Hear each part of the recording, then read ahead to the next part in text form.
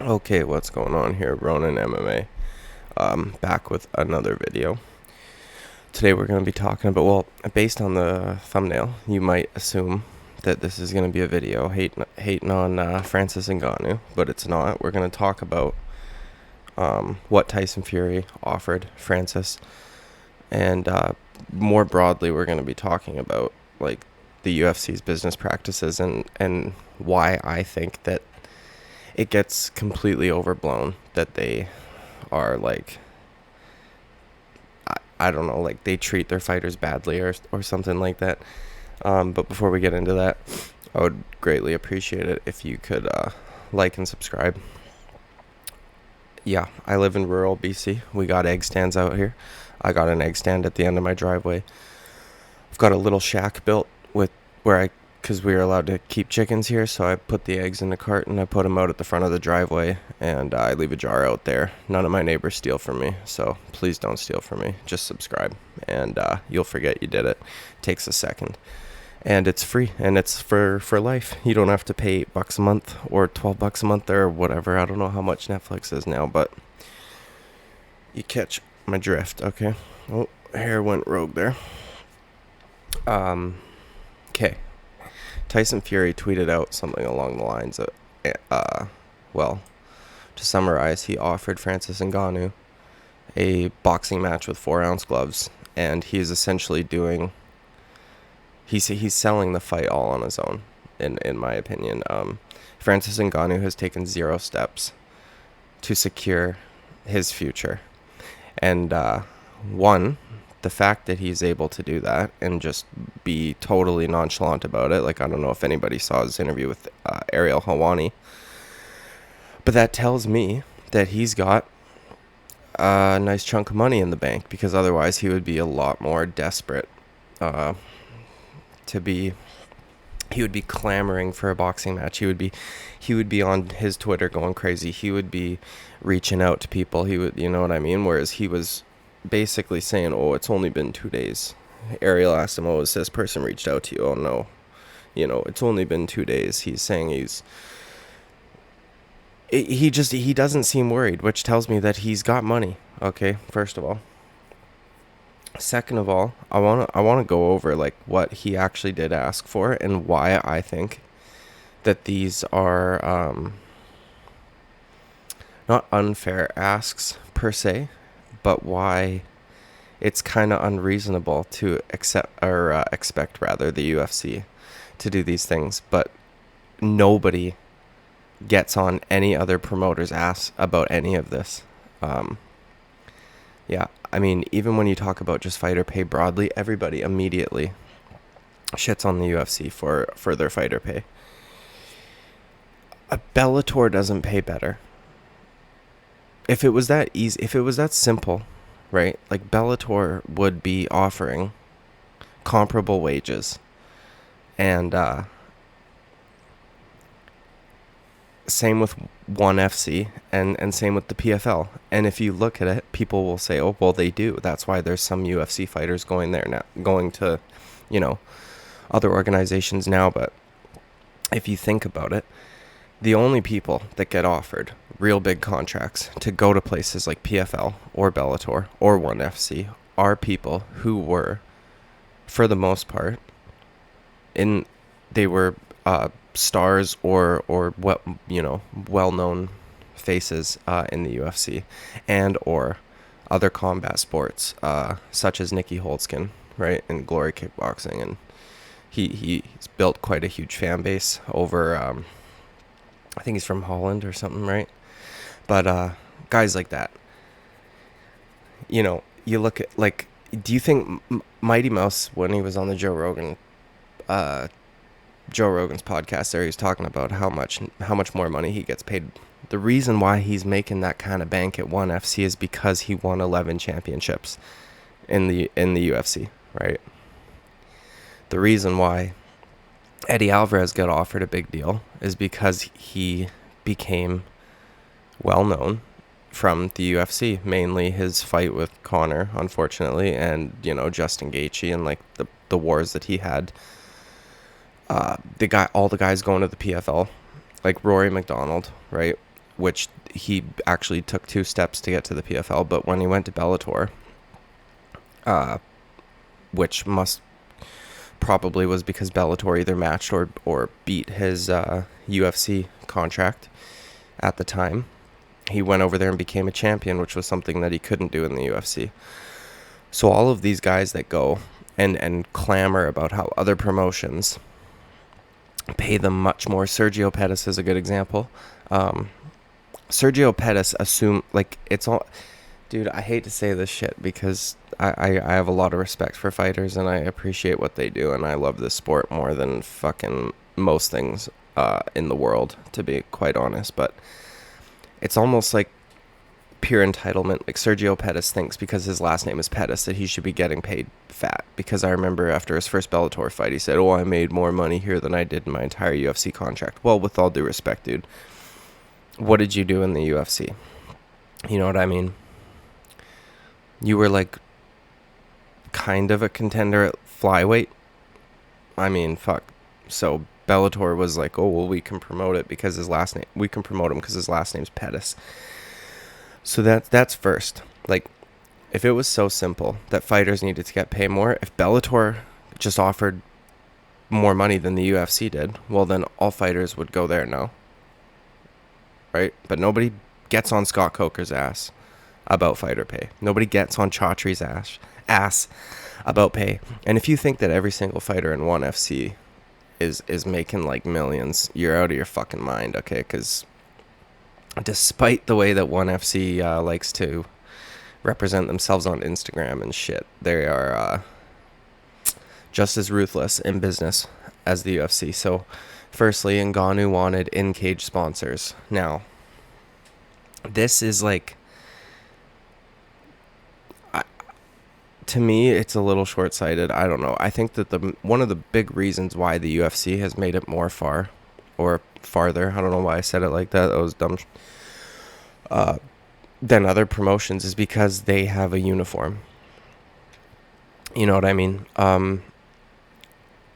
Like boxers don't have sponsors on their shorts and they're still able to make the big money. That's what everybody, oh, why do boxers make this much money? Well, nobody's walking around with fucking Condom Depot on their ass making $30 million a fight in a boxing ring.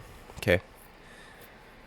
They did that uniform deal with Reebok, which I understand at the time was bad because it was that they were allowed sponsors and then they weren't. So the pay got reduced, right? But for a lot of guys, that is.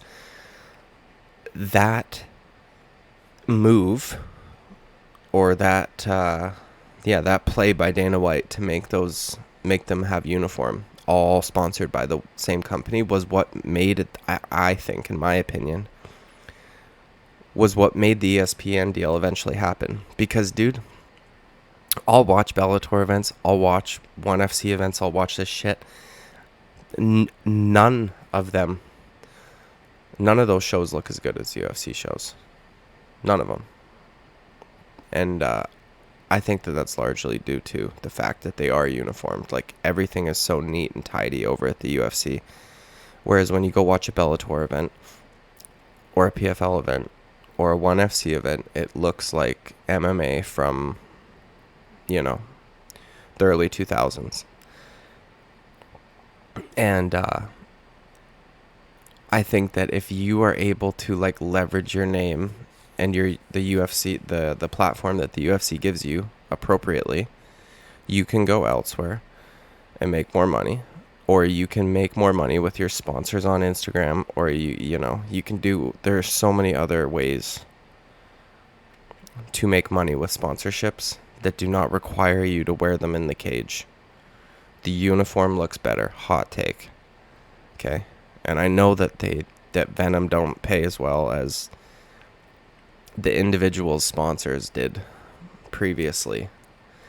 Or Reebok, whatever. Either of them. But I think that that move has brought in UFC fighters' pay up significantly since that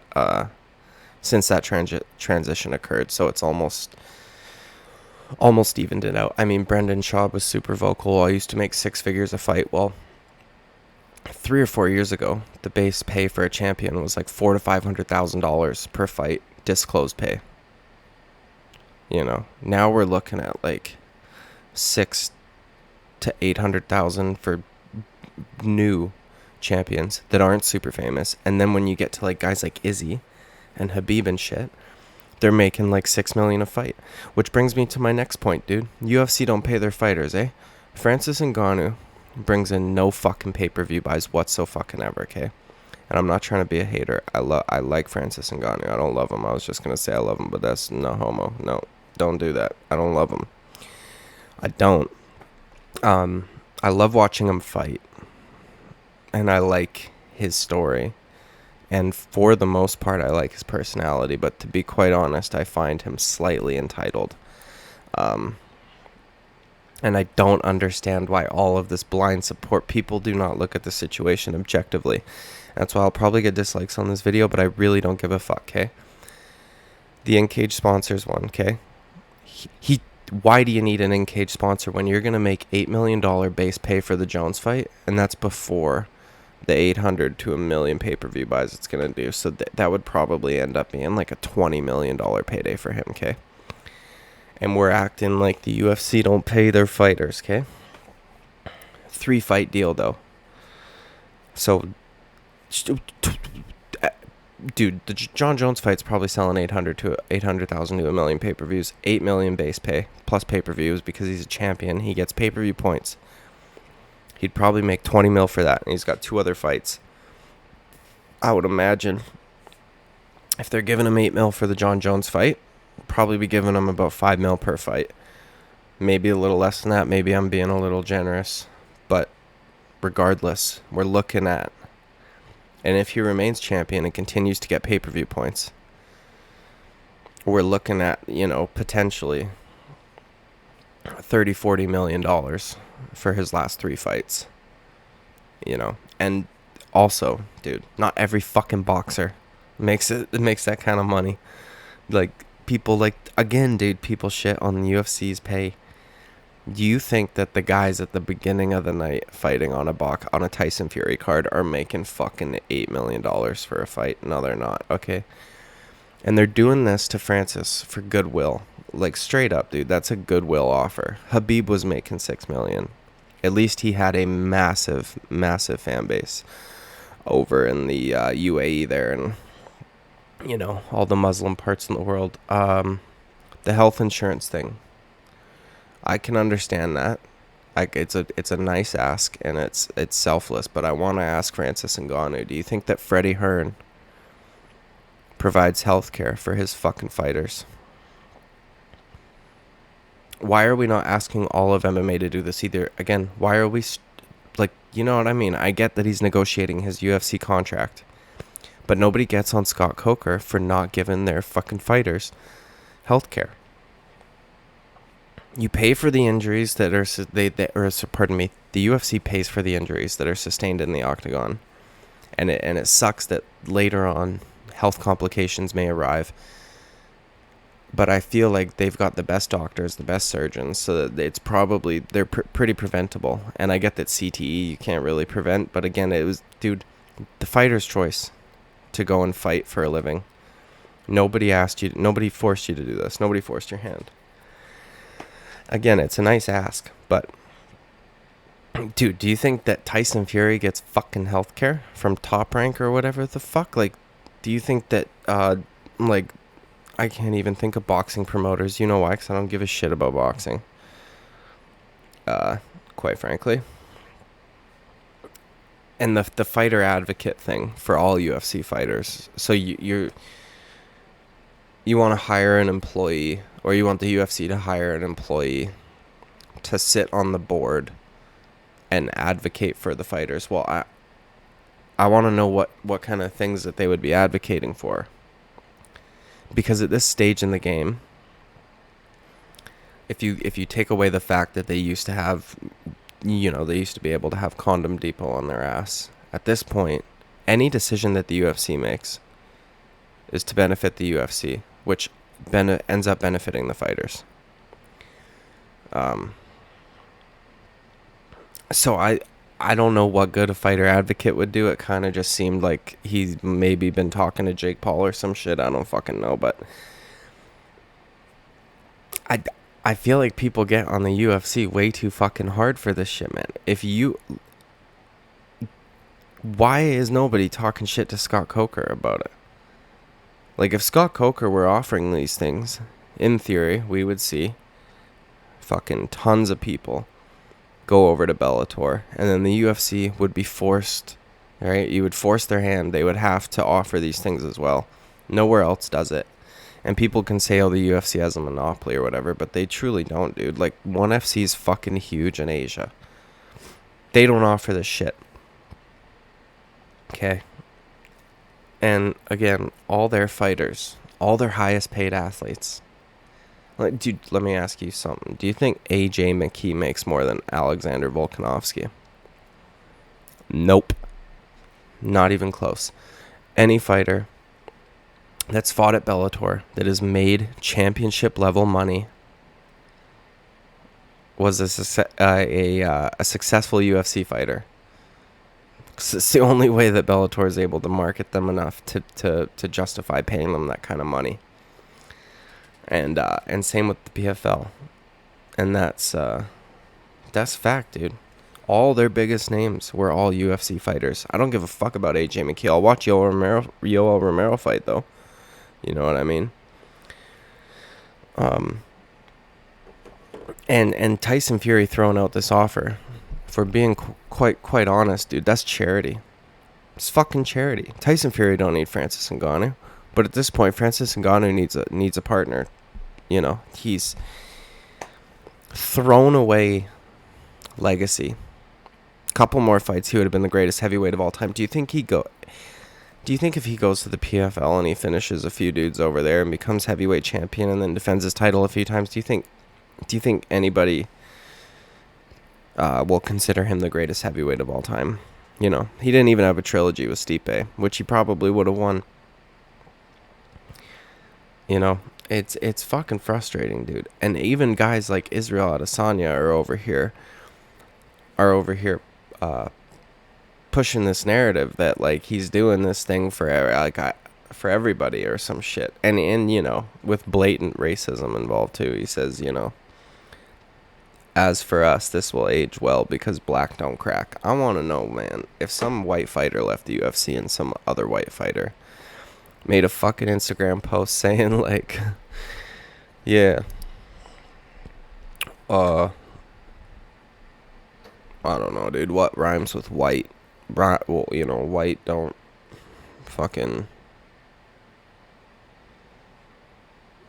Brr. I can't think of anything that'll make sense, but you get me. Even if somebody said white don't crack, fuck the rhyme, dude. We ain't Slim Shady over here. People would jump all over that shit, man. It's just fucking irritating to me. I'm irritated by all of this. I hate that dumb fucks like Luke Thomas and Ariel Helwani will get behind this, like, blindly. And even Ariel in his interview was kind of looking a little worried for him, because he had no answers to things that he probably should have fucking answers for. And again, I think that comes from pure entitlement, because he thinks, well, nope, I can just sit back and wait and somebody's gonna have to come to me. None of these guys need you. Sure, they would like to have you, and the UFC would have liked to have you, and let me tell you something, dude. Unless you do get that Tyson Fury match, and you'll probably get the brakes beaten off of you. But even if you don't, you know, that's a one-time thing. Does nothing for your legacy unless you knock out Tyson Fury, and then there's like a rematch clause or some shit, which, I mean, could fucking theoretically happen in some crazy world, but is highly unlikely. Fuck, man, my brain's all over the place. This was a little bit of a ramble. You know, I'm ranting a bit, but it drives me fucking nuts, because, dude, without the UFC, none of this shit exists. The opportunity to go to a crossover boxing match does not fucking exist. You know? Without the UFC, Israel Adesanya is not a fucking millionaire, bro. because he wasn't even a championship level kickboxer in the highest promotions that are actually going to pay you big money, right? And even that big money is not comparable to what is considered big money in the UFC. Bellator's pay would be just as fucking shitty as it was previously. Like, the UFC brings other promotions up also with them. What's that fucking saying?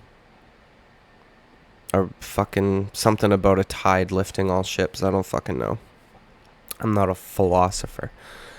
But what I do know is that Bellator wasn't able to offer these contracts before the UFC was doing really well. And I've lost my train of thought again because I keep fucking ranting about shit. But Francis ain't getting offered $8 million a fight, or even for one fucking fight from any MMA promotion that exists currently that isn't the UFC. You know, and if it's so easy to just pay, and I get it, people will be like, "Oh, well, fucking Bellator doesn't make as much money as the UFC." Okay, then offer your fighters more, so that you can become the bigger promotion and you can make more money, and then you can give your fighters even more money because you don't even want to run a business, dude. If the UFC did not operate the way that they would, the success of the UFC would not exist. It would not be what it is today. Not even close. Not even fucking close. And we wouldn't get to enjoy the crazy fucking fights and shows and like everything about a UFC event that makes it better than all the other ones. We wouldn't get to experience that. We wouldn't get to make videos about it. We wouldn't get to do any of this shit, dude. And Izzy's over here acting like, yeah, he's not getting treated well and getting offered $8 million fucking dollars for a fight, dude. I would get my ass beat. Guaranteed. I don't even have a chance at knocking John Jones out. I would fight John Jones for $8 million. You know what I mean? Fuck the health insurance. You can pay for your own.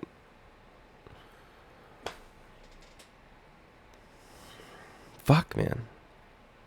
And now he gets to be the Gypsy King's jester and make a boatload of money doing it, because thank God for Tyson Fury. Otherwise, Francis Ngannou in another couple weeks' time would have faded into irrelevancy, and he would have been like, oh, you know, I wonder if I can get the UFC back on the phone. You know, come on, bro. All right, I don't want to rant anymore because this video is all over the place. Well, I didn't have anything to fucking talk about, so I just thought I'd get mad about this on camera. Like and subscribe, please, you fucks. Come on, dude. Come on, just do it. Takes 2 seconds. Lifetime subscription. Don't steal my metaphorical eggs. See ya.